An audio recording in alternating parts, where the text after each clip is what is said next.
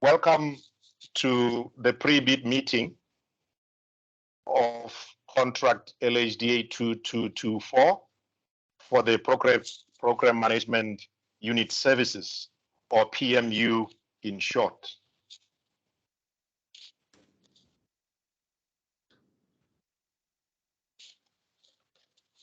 The structure of today's presentation, I'll take you through the welcome, which I've just done, and introduce you to our presenters. We'll have a brief safety moment and other formalities.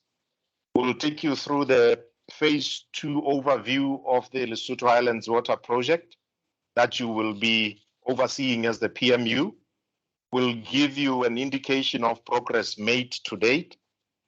We'll give you a sense of environmental, social, and related matters. And then we'll zoom into the RFP that you should be familiar with by now, which has been out for the past couple of weeks.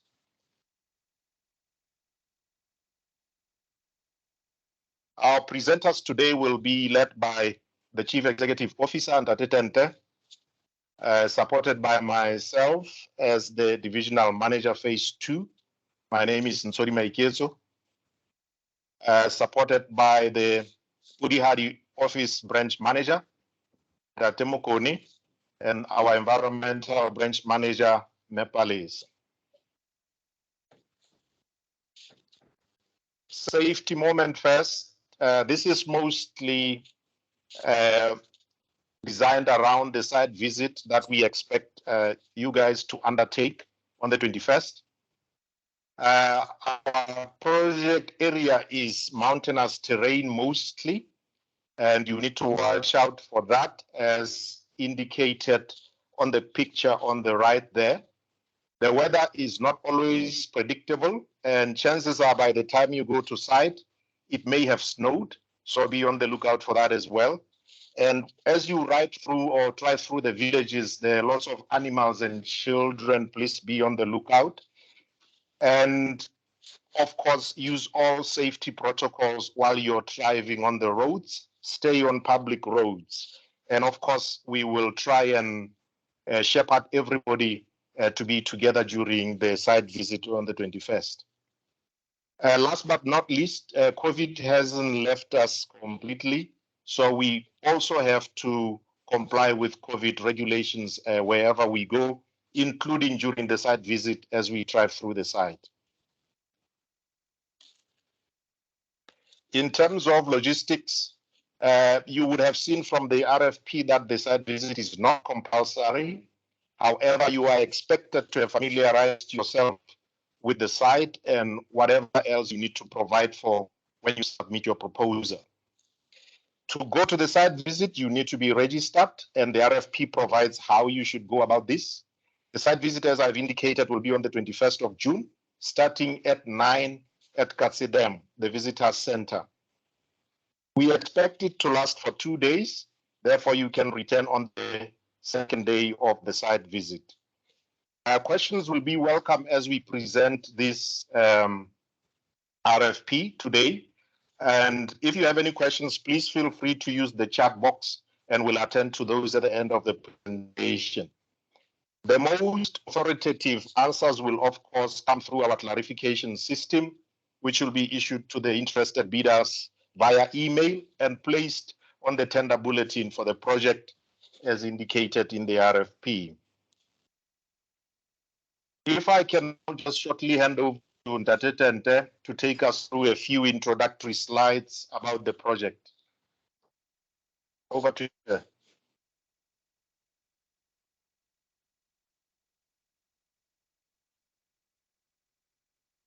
Thank you, Ntate. I hope I'm audible. Can I have the next slide? Yes, sir. Good afternoon, our audience. It's afternoon here in Southern Africa, so those who are in the morning hours, good morning. As Ntate Maikezo has explained, my name is Tente. and I'm the Chief Executive. I have only two or three slides to run through, and the rest the team will take you through. For those who don't know about the Lesotho Highlands Water Project, Lesotho is often referred to as a kingdom in the sky because of its locality is quite elevated when compared to the neighboring country, which is South Africa. And this neighboring country is surrounding Lesotho in its entirety. So the peculiarity about the two countries in that is that Johannesburg, where the water is needed, was established as a major city because of the gold that was discovered there a long time ago. Unfortunately, the area where the gold was discovered, there is quite scarcity of water. But on the other hand, in Lesotho, there is plenty of rainfall, and the rivers during the summer months are flowing quite comfortably. So the other unfortunate part is, if you look at the arrow is pointing towards, say, the north, and the water, the way it flows out of Lesotho through the Senku Orange River, it flows in the southwesterly direction. So what the two countries agreed to do was to sign a treaty in which they agreed to harness the water within the boundaries of Lesotho and redirect that water through the tunnels towards Johannesburg.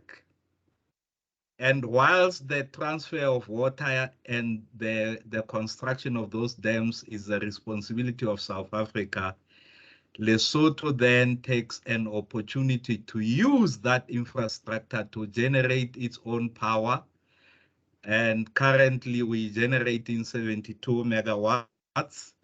But as soon as phase 2 comes into being, our capacity will still remain at 72 megawatts at Muela. However, the energy generated will be increased by about 40%. But the scope of phase 2, some of my colleagues will elaborate more on that one. So that's in the nutshell, the context of the LHWP. Why the LHWP? South Africa needed water. Lesotho needed to be independent in power generation. And there was that double coincidence of needs. And there's a third option where either country can use the same water for other developments. We call it ancillary developments.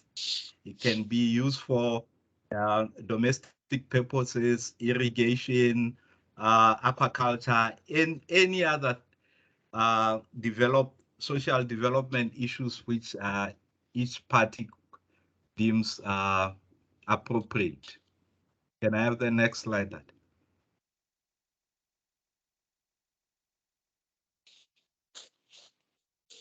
Yeah.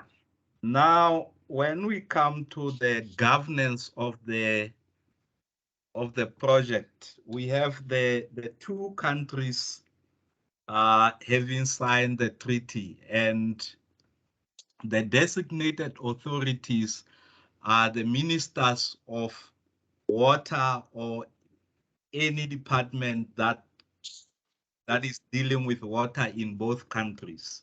So those are the people who signed the treaty. It gets then ratified by the government, the two parliaments either side, and then it becomes effectively the international law.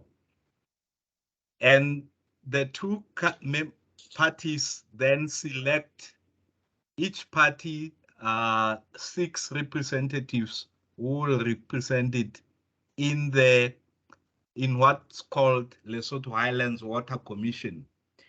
They are called delegates. They are from each party, there are 3 delegates and 3 alternates, and from the other party, 3 delegates and 3 alternates. And amongst them, there is one leader from either side, and those are referred to being chief delegates. And then each of the parties, I mean the two countries, then in terms of the treaty, were required to establish an implementing authority. So that's where the Lesotho Highlands Development Authority comes in. During the implementation of phase 1 and phase 2, we are responsible for implementation of the project within the Lesotho borders. And on the other side, our sister company TCTA was established to implement that part of the project that's sitting on the South African side. Because of, after the completion of phase 1, South African government saw it fit to give TCTA other mandates that are not related to the Lesotho Islands Water Project. That's why you see that dotted arrow coming down, that the government has that authority to instruct TCTA to implement other projects. But in the context of phase 2, TCTA has been given the directive to organize funding on behalf of the RSA government. On the Lesotho side, we are responsible for implementation of the whole project within the Lesotho borders. So in terms of decision making is made on the basis of consensus. There is no voting. All the 12 members have to agree to a concept, and that sometimes take a bit of time. We'll touch on that a bit later. Next slide, Dad. The next slide will be my final slide, which is the LHDA top structure. We have the chief executive and the 5 other divisions, which is division development and operations, responsible for operation and maintenance of phase 1 infrastructure, social development and environment, covering both sides on the social and environmental matters. And now on the capital projects implementation, we have phase 2. We have our corporate services divisions that's covering risk, IT, HR, and all other support services. Then we have the finance division there, headed by the Chief Financial Officer. Just to expand now, bringing it closer home, under phase 2, we have now the project management unit, which currently we're shifting up slightly from the project management unit and recognizing it as a program management unit that will have a program leader. And the disciplines that I've shown there are the disciplines that had been identified in the current project management unit. But if you want to know more about the required disciplines for the new PMU, then you have to look them up in the scope of services. The naming might be slightly different, but the actual context is pretty much the same. Thank you, Nat. Thank you, sir. Datem Kone, if you can take us through the next slides, please. Thank you, Chair. I am Gerard Mukoni. I am manager Pudihali Operations Branch, as initially introduced. I'll take you through a few slides covering the phase 2 scope and work done so far in the implementation of phase 2. The LHDA in general and phase 2 specifically has 2 to 3 components, one being the water transfer, under which we have done the environmental, social, and health impact studies, as well as the action plans. We are currently implementing advanced infrastructure, under which so far we've done the power and telecommunications. We are currently constructing project houses and other related infrastructure, as well as access roads and bridges, which we will talk a bit more about later in the presentation. The Pudihadi project, the Pudihadi Dam is the dam that we're going to construct. We'll provide a bit of detail on that. The transfer tunnel, the feeder roads and bridges, livelihoods restoration, and others are part of the water transfer component of the phase 2. We also have the hydropower component, which the CE referred to earlier, and under the hydropower for phase 2, we're going to have the Oxbow hydropower scheme. On the screen, you will see a map indicating some of the things I've just made mention of. The Pudihadi transfer tunnel, you'll see that there's the Pudihadi transfer tunnel is connecting Pudihadi with Gatse Reservoir, which was constructed under phase 1.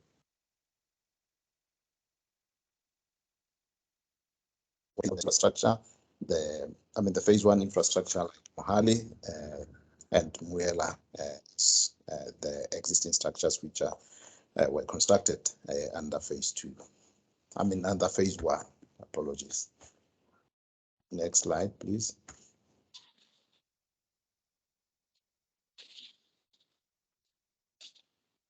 The overview is on, sir. Thank you. Taking time to appear on my side. Have we moved it?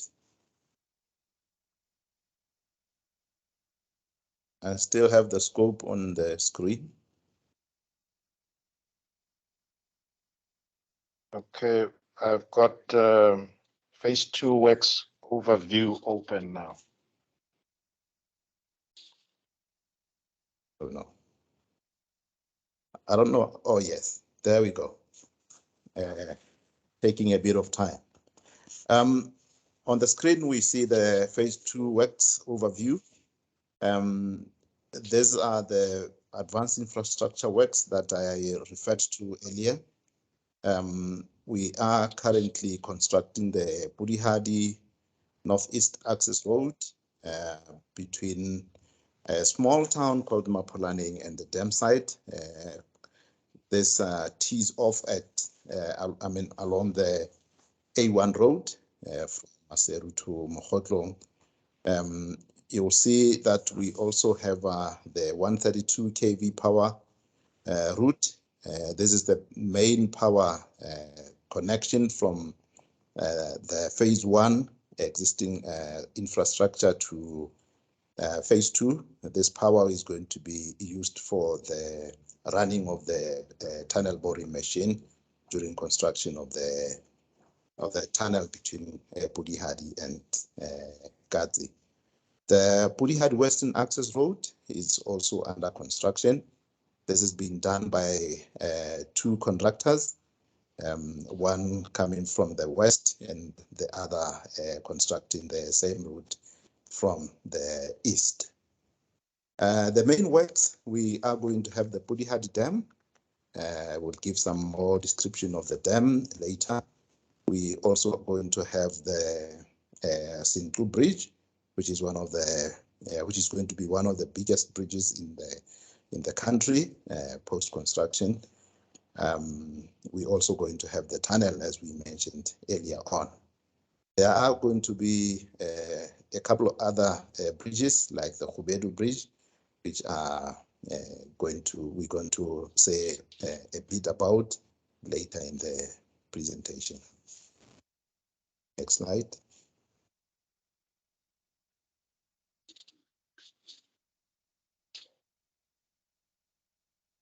Okay, put the transfer tunnel slide on that. That's not showing, but we're going to have a transfer tunnel, as indicated earlier, between Pudihadi and Gazi. The transfer tunnel is going to be about 38.2 kilometers long, with a diameter of 5 meters. The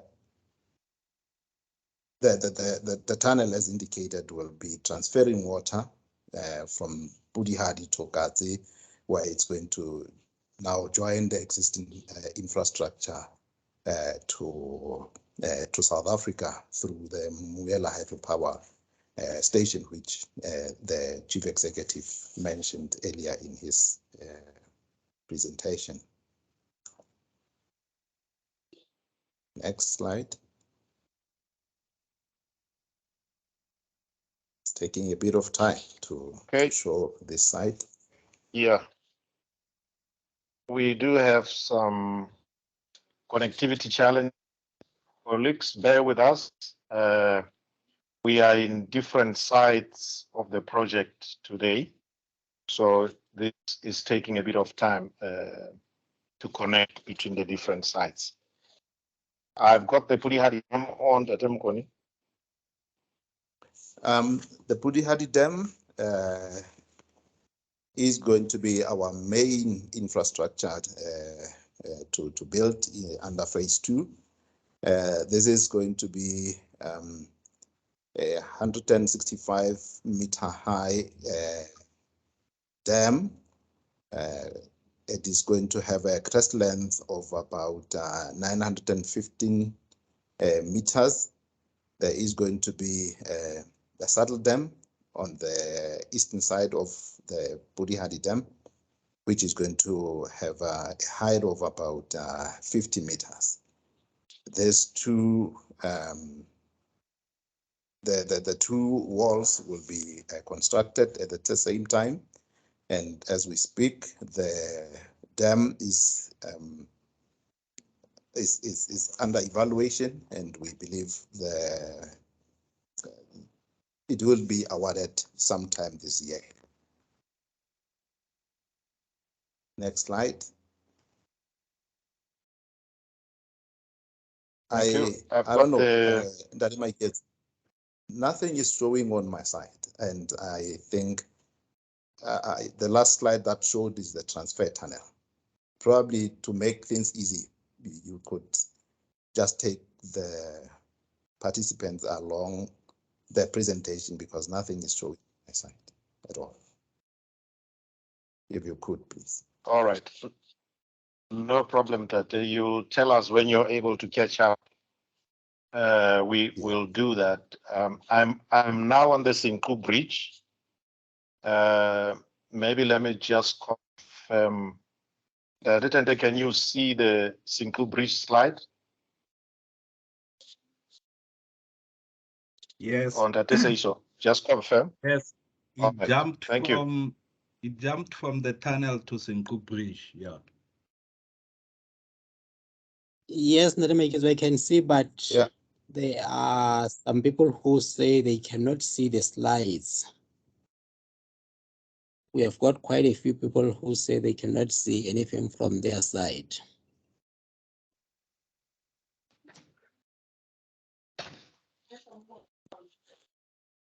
Okay, it looks like then we are still experiencing some challenges. We will try to get our IT team to look into it. That else, if you can please let them know, as because I'm doing the presentation, I'm not able to mute and give them a call and so on. So that else, if you can follow up with IT to let them know we are still experiencing some glitches, and we'll attend to those as we go along. House Palisa has also joined me because she was also having difficulty in her office. If we can perhaps continue from the bridge, the Sinkul Bridge will be just under a kilometer long and about 90 meters high at its highest point. This bridge is also currently under procurement. We are hoping construction will start this year if things go according to plan as well. I don't know if you are now up to speed. I'm showing the Oxbow Hydro scheme. Are you able to see that? Yes, thank you very much. As indicated, we have two components, being the water transfer and the hydropower. And it has been decided or agreed that we will construct the phase 2 hydropower component at Oxbow. Oxbow is along your way to Mokotlong on the A1 road. The Oxbow hydropower scheme will have a 100-meter high RCC dam with a 90 megawatts peaking station capacity. This the procurement of the hydropower has not started yet. We have completed the studies, and we will soon advertise for the project management unit for the hydropower. Next slide. Thanks, Ndati. I've moved to the progress slide. You let me know if Okay, thank you. It starts reflecting on your. Yeah, it has, Ndati. Thank you very much.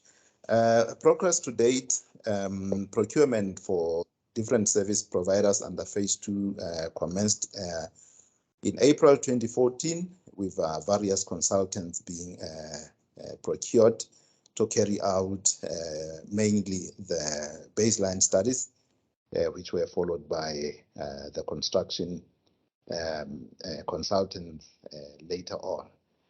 One of the major things we did was to do stakeholder consultations, mainly the community consultations, whereby the people living in the areas within the footprint of the phase 2 were consulted on different aspects of the project, and that is a continuous thing, consulting with the people, and it is important that this is done at all times to ensure that there is cooperation and there is involvement of people in the planning and implementation. One of the things which have been done at the time when it was done, due to the request by the communities, was the reservoir demarcation, which has been completed. We also have engaged consultants to do asset registration. Two resettlement action planning consultants were engaged, and one has completed the work. That is the one which was engaged for the construction of or for asset registration along the P walk.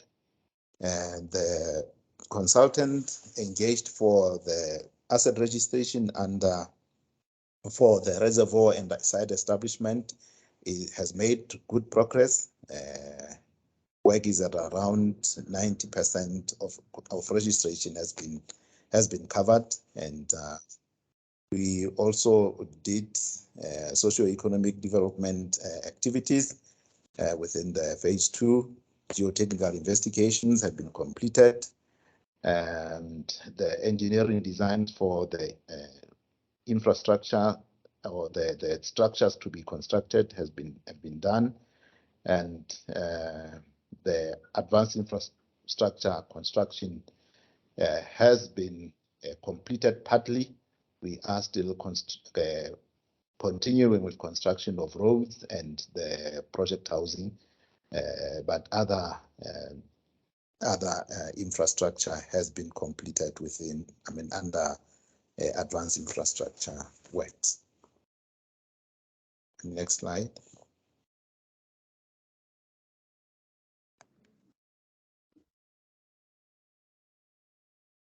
Okay, I'm on the current construction status. Yeah, more detail on the construction status. The roads, we are expecting the roads to be finished sometime next year, 2023. Housing and telecoms as well will be completed next year. The feeder roads master plan is currently under preparation following intensive consultations with the communities and other stakeholders to come up with this master plan. As for the main works, the dam, the Pudihadi Dam, the tunnel, and the bridges, we are expecting construction to start sometime this year. That is before the new PMU starts its work.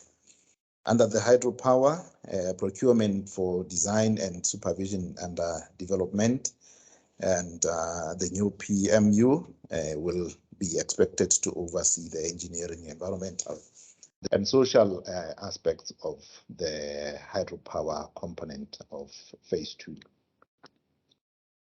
Next slide. Here you have some pictures of the dam site.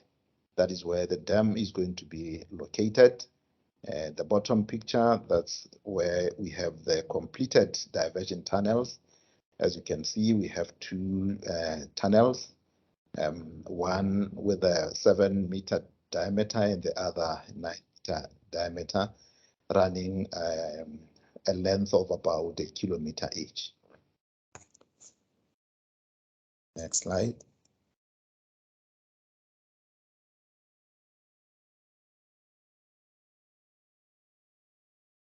Roads construction, as we yeah, the roads, we have the P-near, we have the P-war, and the NAR rehabilitation, which are at different stages of construction as we speak.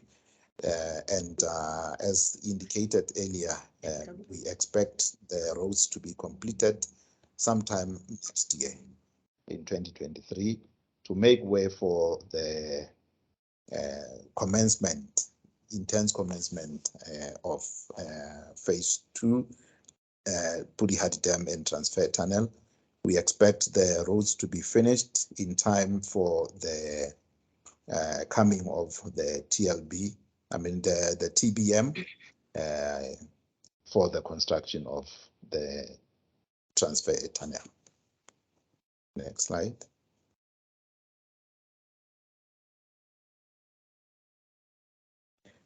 Power, and we have the 132 kV, which has been completed. The substations have been constructed and completed, and as indicated earlier, we're going to have the Single Bridge, and the pictures on your right are the sites for the Single Bridge where it is going to be constructed.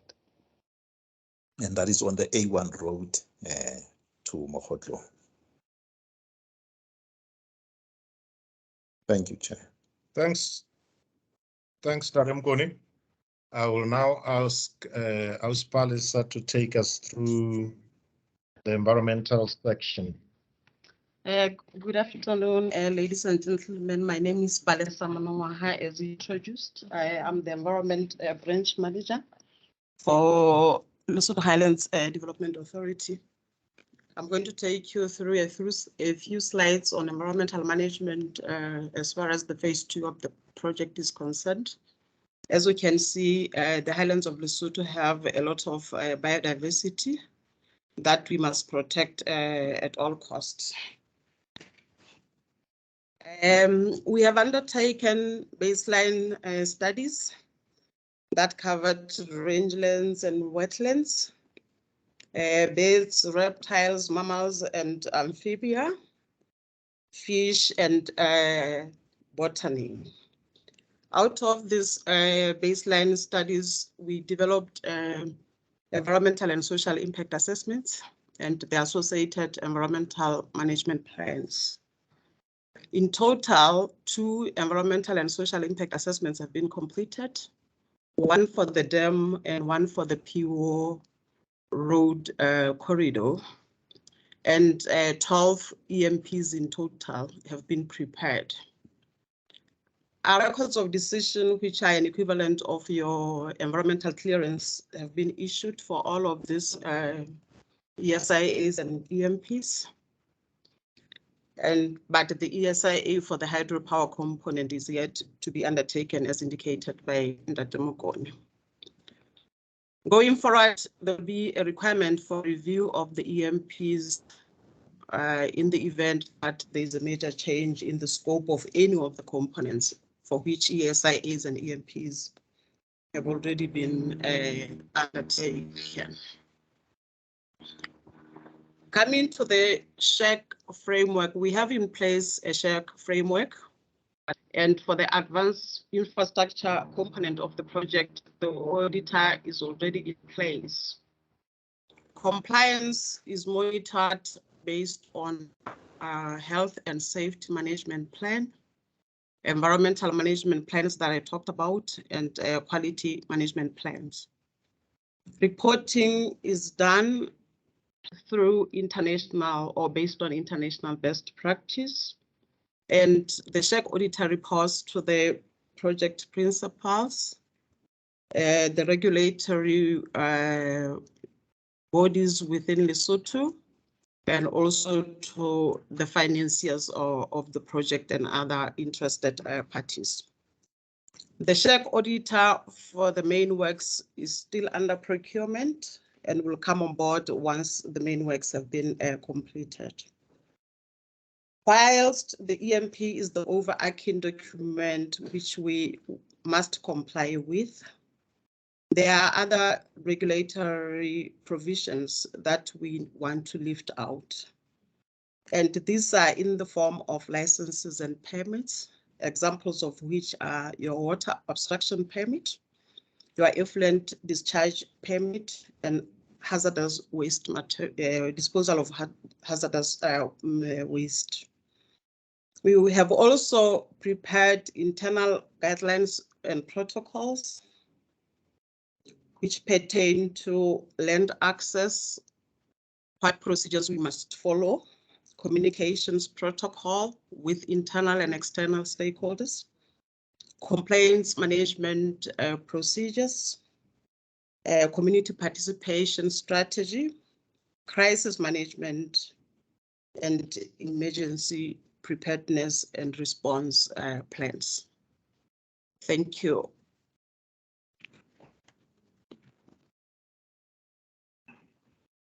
Thank you, Ms. Palisa. Okay, colleagues, will now shift to the section that deals with the RFP.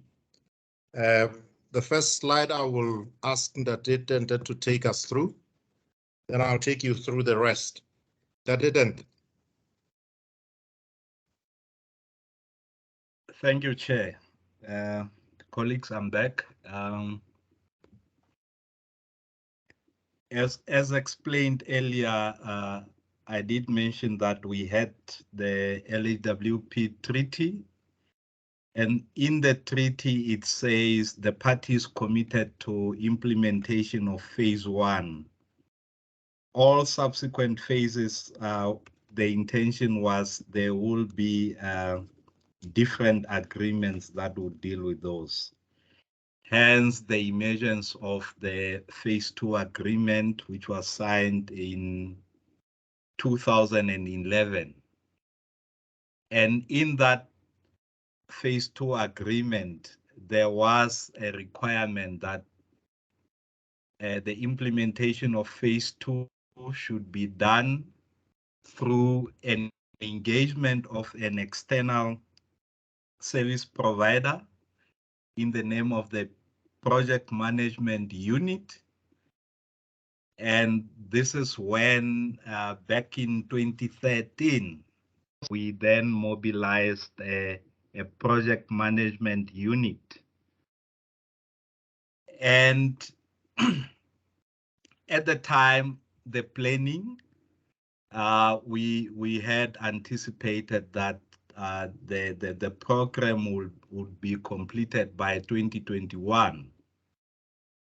As things has happened, we are way behind. I explained that some of the governance processes, decision-making processes between the two countries sometimes take longer than anticipated, and it cost us quite a lot of time and many other reasons that led to the delay. So the current PMEO contract expired last year. It was extended to allow the transition period, to allow LHDA to undertake this procurement process. But what we also realized at the time was we've gone past the design phase. We are now moving into mostly the construction phase. And the type of resources as well as the skills that we require are slightly different from those which were specified in the project management unit. So we had to come up with almost fresh and revise the scope of services. And whilst we are doing that, we also felt that one of the things that cost us a lot of delays in the current PMU was the lack of delegation that was given to the PMU. So going forward, we are reviewing seriously the delegation that we're going to give to the PMU so that they are able to implement the project on behalf of the LHDA. The current PMU, which is led by CDM Smith, other members of the team, the partners of CDM Smith and Ademaikes will unpack that, are allowed to carry on. But the lead, which was CDM Smith, will not be bidding for this work. So rest assured, you won't be competing against anybody that has an added advantage. One of the reasons why we felt this was a natural point to do the exchange was the coming to an end of the advanced infrastructure program and the start of the main works, which is the dam, the tunnel, and the hydropower. There was a bit of a slip of the tongue earlier with the presentations. Maybe we just need to clear this once and for all. I know there was a recovery towards the end. We explained where we are with the hydropower. I just want to re-emphasize that the hydropower component is part of the scope of this new PMU. So what the new PMU might find along the way being procured are the design and supervision consultants. I think in a way of background of the PMU concept, that's all I have to share with you. Thank you. Thanks, Director. All right, colleagues, I'll go into unpacking the RFP, starting with the scope of services. Task 1 has been designed around the project management body of knowledge known as PMBOK, reflecting the standard 10 knowledge areas from integration to stakeholder management. As that is standard industry talk, I won't go into the details there. Task 2 involves contract administration of those who will be reporting to you as the PMU, the consultants, the contractors, and various other specialist bodies that help the client. Task 3 is more about technical assistance. So some specialized fields in here like health and safety and various others like specialist services you will see under task 3.5 unpacked in the RFP, inclusive of labor relations or industrial relations and so on. Under task 4, this involves management of your own contract, being LHDA contract 2224 at various stages of that. Because you will not be starting from scratch, some of the earlier work, you'll actually be reviewing what has already been done before you, and then developing inception reports and so on to demonstrate how you're going to take the project going forward. The rest of it are normal contract administration for your own contract. Sections of the RFP, as I indicated earlier, this has been available in the market now for several weeks, so you should be very familiar with the look of the RFP by now. Section 1 is the invitation. Section 2 consists of instructions to the bidders. Please read that section carefully. It also includes templates and a lot of other stuff you need to fill. The terms of reference is a critical component of the RFP, and it includes the scope of work or scope of services that I've just highlighted, including the program and other elements that support the terms of reference, including the phase 2 agreement that Detente mentioned earlier. The technical proposal, here you will find guidance under section 4 about how to resource yourself, organize yourself, and how you're going to structure and prepare how you're going to actually fulfill your work. Financial proposal, how you're going to price the work. And there are checklists for both the technical proposal and financial proposal to help you check completeness and that you've given us everything we need. Section 6 is about anti-corruption policy on the project. We'll touch on that in a bit. 7 is evaluation criteria. Please look into that carefully, and you can even score yourself if you do it correctly. Section 8 is contract forms, which is linked to section 9, the conditions of contract. We use FIDIC, generally speaking, on the project, except here and there where we have specialized work. And sections 10 and 11 are the financials of running the contract. Under specific procurement requirements here, we're just going through 2 or 3 slides, lift out a couple of those that we believe are important, not meaning that the rest of the RFP isn't, but we just want to highlight here things that you should not forget. Starting with the closing date for submission of the bids, end of August. If you do not meet that date, we will not be able to accept your submission. And please comply with the format of submission as indicated in the RFP in various sections. And those need to be duly signed by someone who has been suitably authorized with the power of attorney.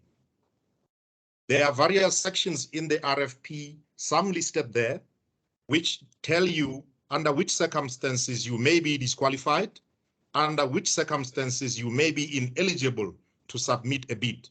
Please familiarize yourself with that and make sure you comply, failing which you might be at risk of those. And the last bit there is just an emphasis on the preference requirements on the project. Lesotho in your bid has to have a minimum of 10% in terms of your partner consultants or companies. South Africa has to have a minimum of 30% as a whole, and within that 30%, 20% has to be Black owned. Going further with these specific requirements, Section 2 contains further requirements. This meeting of today is actually mandatory, so anyone who has missed this meeting is at risk that their bid will actually not be accepted.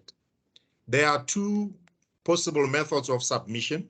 Please choose one and follow the direction given in the RFP. You can do it physically through a CD, or you can do it online. There are specific guidance provided under each of those methods.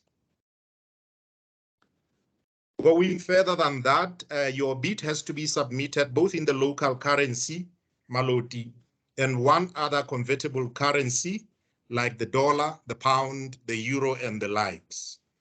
Validity of that bid has to be no less than 120 days. You are allowed to seek clarifications in writing until 14 days prior to closure of submissions, which is that 29th of August date I mentioned earlier. And when we respond to those requests for clarification, we respond to all bidders, and we will not be responding to individual bidders during the tender period. After the closing date, there might be specific client clarifications that we require as part of our evaluation process, but we will not entertain any other unsolicited communication from the bidders. And please, as a reminder, this email address is placed all over the RFP. Please do not forget, please use this email address and do not address your issues or queries or requests for clarification to anyone other than this email address. None of us, even those presenting here today, are allowed to communicate with the bidders in this period. Thank you. In terms of key staff, this is one amongst many of the components you will be evaluated on, but this carries the most weight. So we would like to give some further guidance on how best to make use of this section of your proposal. The weight we've put against various staff shows how the client values certain key staff. So please pay attention to that. And please use the CV template correctly, read carefully, make sure that the CV you give us matches the target criteria we are looking for. And by that, I also mean, do not just give us the project details of where a particular resource might have worked, but you need to also indicate what were their roles and responsibilities in that project so that we can match the target criteria against which we're going to evaluate you. Academic requirements, those are not negotiable. The other requirements like professional levels, they indicate the expected standard. If you have something equivalent or comparable, by all means, please propose it. It will be looked at. And the CV owners, as per norm, need to be signed to confirm that the person you're proposing is actually available, and they can confirm that what you say they know, they can vet that themselves. The evaluation will check those CVs, including professional registration and any other issues that we might consider to be resolvable at the negotiation stage. Most of your key staff will be interviewed at the negotiation stage to confirm that what you have actually given us on paper can be tested in practice. If you mess up on one of these key CVs, it could actually cost you your bid, because if you fail technically, because this resourcing is actually the core of your technical proposal, any cheap price or high preference score will not actually come to your rescue if you fail technically. If I can quickly run through the anti-corruption policy on the project, some of you might be aware that our phase 1 part of the project had some corruption cases. And in an attempt to ensure that we avoid a repeat in phase 2, we have put in place this anti-corruption policy vetted by all our principals, including the parties, i.e. the governments. And this anti-corruption policy is included in every contract, including this tender that you are bidding for. The project has now zero tolerance for any corrupt or fraudulent practices. And should there be any relationships that you are aware of as a bidder, whether with project staff, other project service providers, or whoever, you need to disclose that and be upfront with it. Then that will be looked at through our conflict of interest committee and evaluated whether it's material or not. And those disclosures need to reflect conflict of interest at both the individual and the corporate level. If you fail to comply with this policy, you will be at risk of being disqualified. Or if this is discovered after you have been granted the contract, then your contract will be terminated. It just to confirm and emphasize to the bidders that there is zero tolerance for any corrupt or fraudulent activities on the project. Under preferential procurement, I will once again make reference to the phase 2 agreement that Ndadetente mentioned. We have standard pillars that guide us in procurement in general, to be competitive, transparent, cost-effective, and to get the quality that is desired for the project in the long run. The order of preference when it comes to preference is that we would like, as far as possible, to utilize resources in Lesotho to the greatest extent possible and available. And then the next priority is South Africa. And then the next priority is SADC as a region. And of course, where resources or competence is not found in the region, it can come from any other part of the world.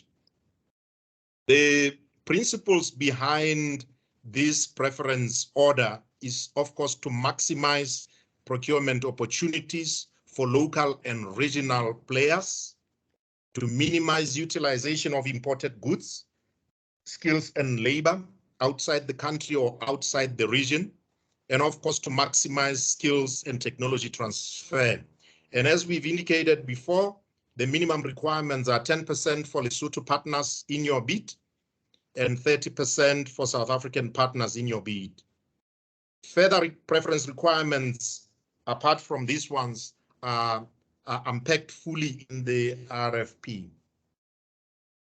Just to round up in terms of guidelines for the proposal, this has been on the website for some time now and was in the media a couple of weeks ago, a few days before the RFP itself became available. Please read carefully the instructions to bidders to make sure you are compliant. In many cases, very good bids fail simply because there's a whole lot of non-compliance or non-responsiveness in their bids. Please use the templates provided. If you need to supplement them, please motivate that, but we've provided all the templates that we believe you need for this purpose. And please be reminded that our evaluation is based on quality. The minimum pass requirement is 70%, failing which you might then not make it to even be considered whether your price is low or is not low, and whether you offer us good preference or you do not. In other words, your lowest price is not guaranteed to win you the bid. And please do not submit late. Be mindful of the closing date as we have spelled out. Refer to the tender bulletin website as we've indicated for any additional information, including further communications we'll be making during the tender period, like clarifications and addenda until the date of closure. Thank you. We may now take questions. I'm not able to see questions now, but perhaps you can guide me. I'll try and get out of presentation mode in order to be able to see the questions. Yes, I think you can. While you are doing that, there is one that says on the presentation, the closing date is stated as 29th of August at 1400 hours, whereas the RFP states that the closing date is the 30th of August at 1500 hours. So we need to clarify that one.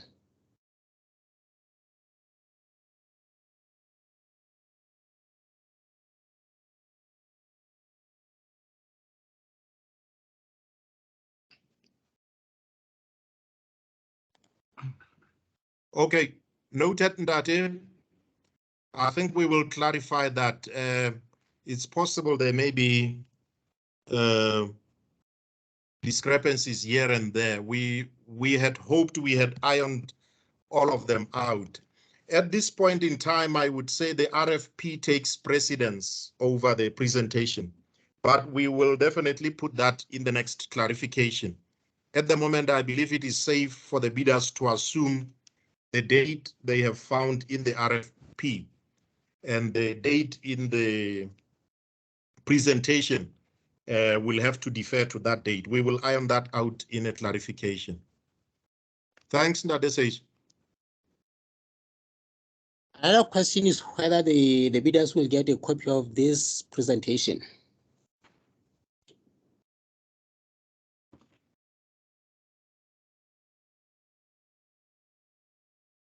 Okay, thanks, Nati. I believe it is standard practice for us to provide the presentation and place it on the tender bulletin and together with other things that may have come out of this presentation. But we will also do that through a formal clarification. Thank you. Another question, submissions need to be on a CD-ROM. Does this specifically mean a disk, or can it be on a memory stick?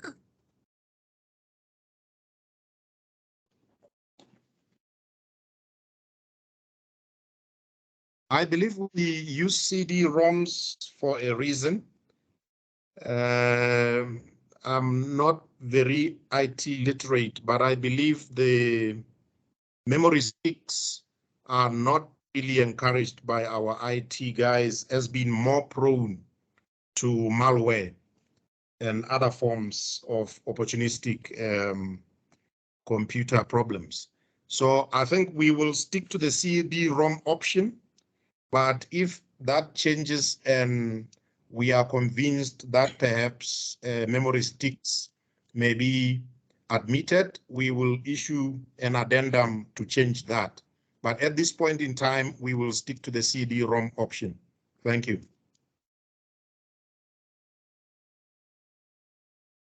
Another question from David.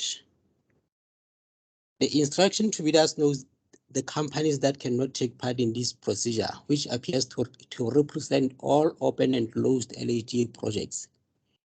We respectfully suggest that LHDA should only exclude companies who have ongoing work with LHDA at a date when the PM contract starts. This seems fair considering that partners of the current PMU contract are eligible to take part. I think it was that is a clarification question. Okay. All right. I think we note the question, and thanks for that. We were mindful of the fact that a majority of service providers in the industry are already engaged in one way or another on the project, and that it is probably going to be difficult to find anyone who is not yet engaged in the project. However, our overriding principle has been that we do not want to find ourselves in a conflict of interest situation where a company participating in the PMU could find itself supervising another consultant in which it is participating in those that report into the PMU, like the consultants, the contractors, and other specialists. So that is the base principle we have to observe. However, should there be a revisit of that position, it will be communicated through an addendum. But at the moment, I do not expect that we are going to be able to shift from that position. However, let me ask Ndadetente if perhaps he wants to add to that clarification.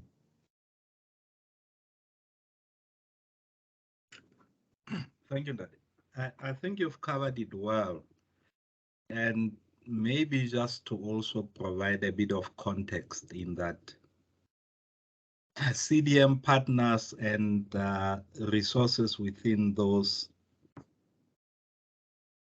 there is interest from LHDA point of view to retain institutional memory. So it's not like the question is coming out saying it is unfair that they are allowed to do it and the likes. I think the key issue is conflict of interest. Those ones will be doing the same, probably the same work that they have been doing throughout, and not necessarily they going to create a conflict of interest as such. But you may find, even if the work of a service provider has ended when the PMU work starts, the new PMU work might also rely on the work that was done previously. And there, immediately you start to create a conflict of interest. So I like you said, it is the current position, and yeah, it's highly unlikely it will change, but should it change, we'll advise. Thank you. Thank you, Ndadetente. Next one that says,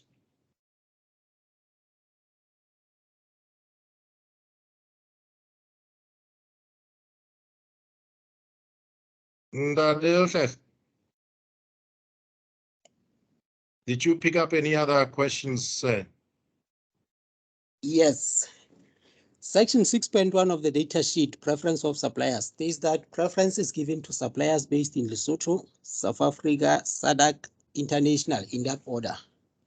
Further on, it stated that SA suppliers should not be less than 30% of professional fees, Lesotho suppliers not less than 10% of professional fees, and Black-owned enterprises in South Africa should not be less than 20% of the total cost. How does this percentage allocation align with the stated order of preference?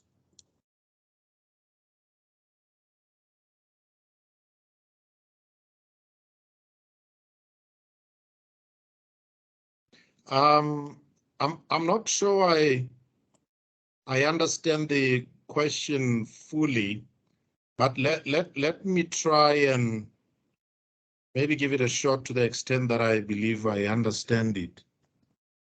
The order of preference being listed to South Africa, SADC, and so on, I think that is an in principle order of preference. If you can find anything you need to do this work in Lesotho, and in fact, if you never had to go anywhere else, we would be happy if you stayed in Lesotho. However, this is a bilateral project. Therefore, Lesotho has gotten into a sharing arrangement, a benefit sharing arrangement with South Africa. So therefore, when we set the minimum or minima applying to the two countries, those are set with a capacity of the countries in mind. Particularly when it comes to this very specialized work like project management, design, and so on. We have taken into account the difficulty of securing such services in Lesotho compared to South Africa, especially for the main works. So those percentages placed there are actually market related. One might have expected to see a higher percentage for Lesotho than South Africa, but it is just, unfortunately, a reflection of the market size and market capacity to provide what we need. So with the 40% combined regional prescription, we believe the rest can always be topped up by SADC, and if we can't find it in SADC, it can come from anywhere else in the globe. I hope that goes some way in answering the question if I understood it correctly. However, maybe let me also give Datetente an opportunity to enhance my answer there. Datetente. Thank you, Ndadi. I think you have explained it well.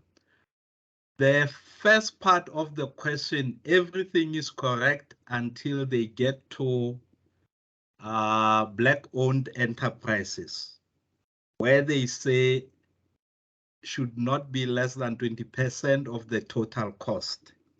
No, it's not 20% of the total cost. It is 20% of the RSA portion.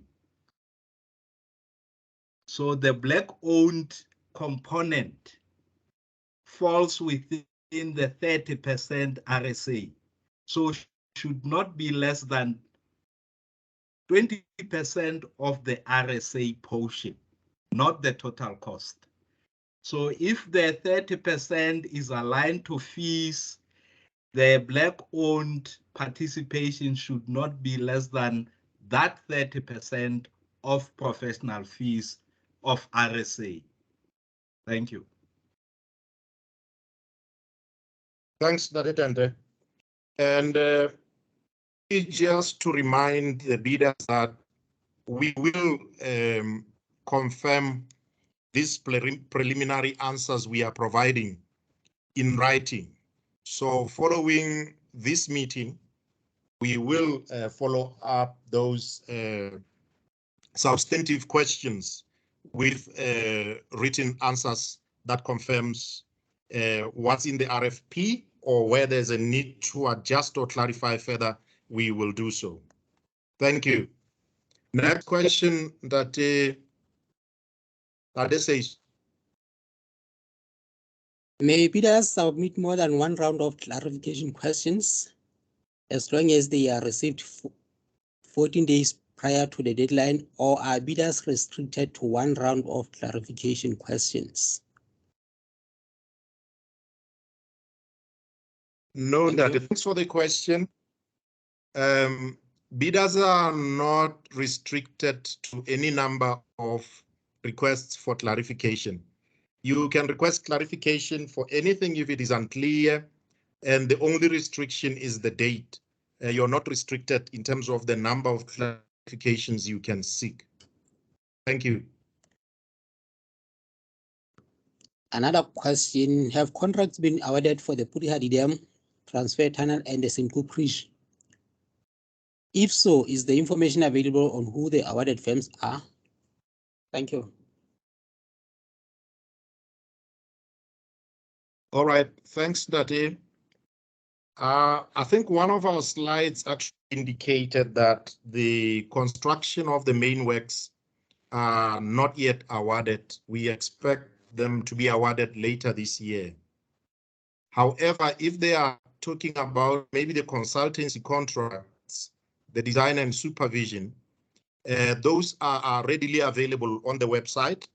And I believe even within the RFP, where we indicate our current list of service providers, I believe it is indicated in there as well, who is currently doing the design for the main works. But the construction contracts are not yet awarded. Thank you.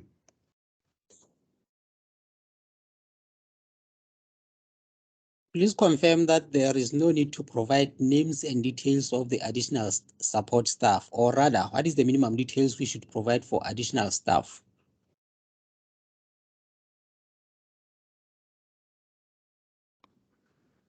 Okay, I think we should be able to confirm this by reference to the RFP. The sort of details we require for key staff is quite detailed, as we showed on the slide on key staff and how to handle the CV preparation.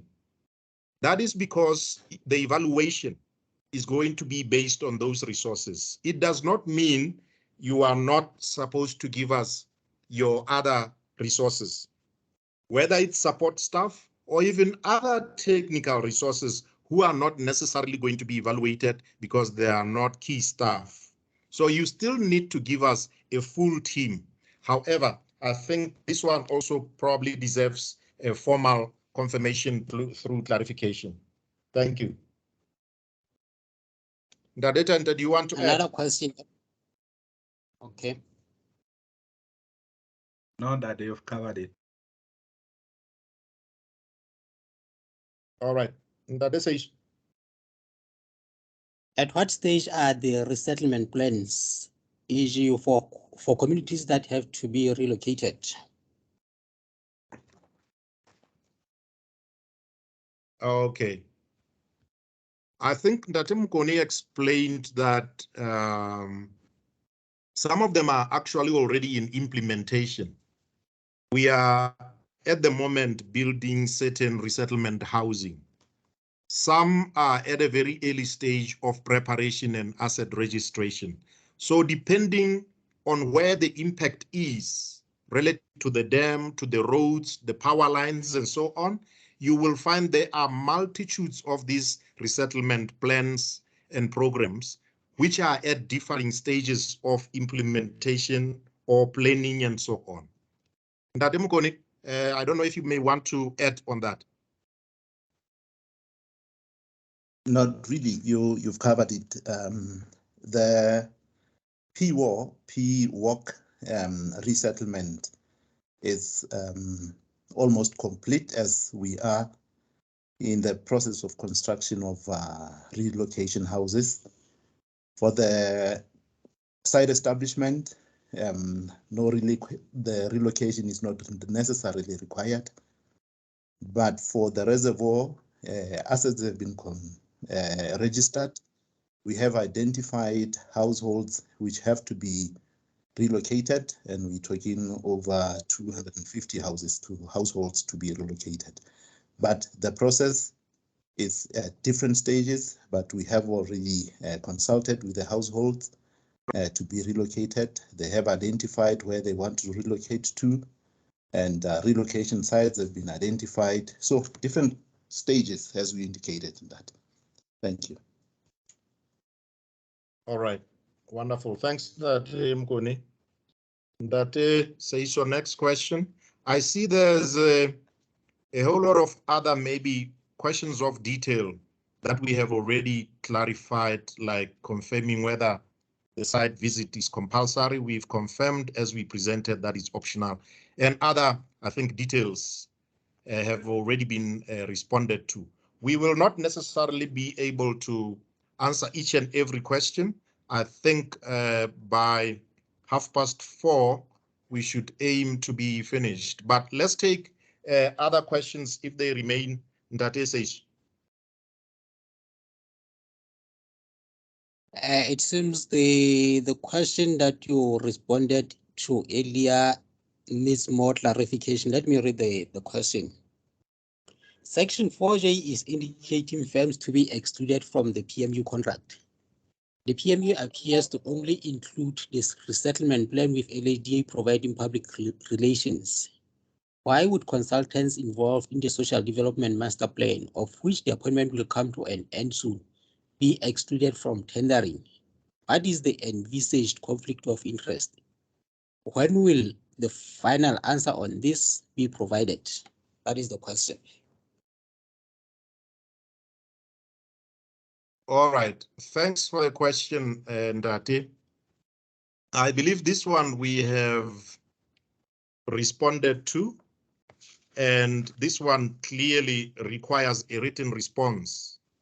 So if our previous written response is still unsatisfactory, I would encourage the bidder to please seek further clarification by submitting this question officially, and we will provide an official response, which, as we have indicated, will also reach all the other bidders or those who have indicated interest to bid.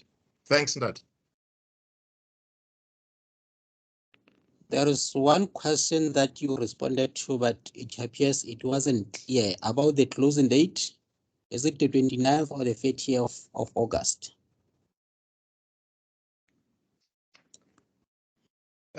We have clarified that we will stick the RFP, and because we are now being made aware of a discrepancy between the RFP and the presentation, we will put up with clarification. Okay. Another question, can you discuss again the availability of current CDM staff who want to remain involved in the PMU and would like to join the new consultant? How are we allowed to talk to CDM staff? Who are we not allowed to talk to at CDM?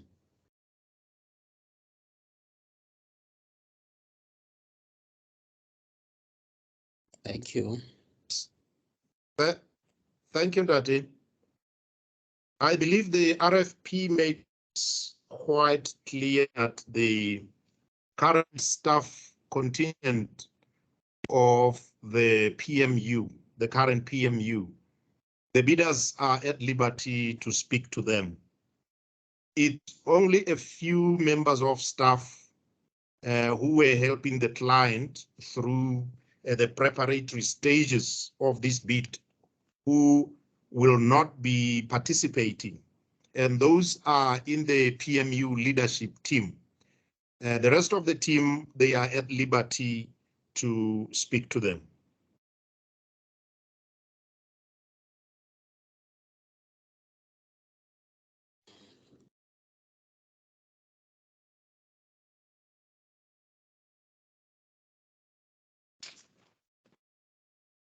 That is